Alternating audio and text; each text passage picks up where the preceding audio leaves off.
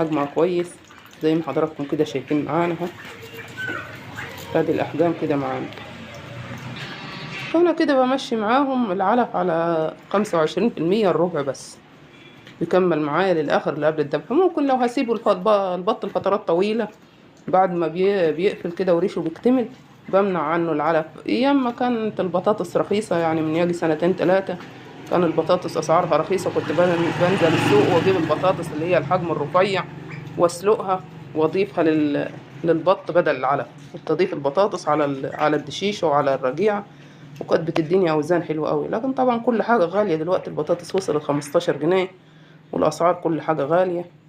فأنا بمشي على العلف الربع والتلات أرباع، بيبقى 50% رجيعة والربع دشيشة.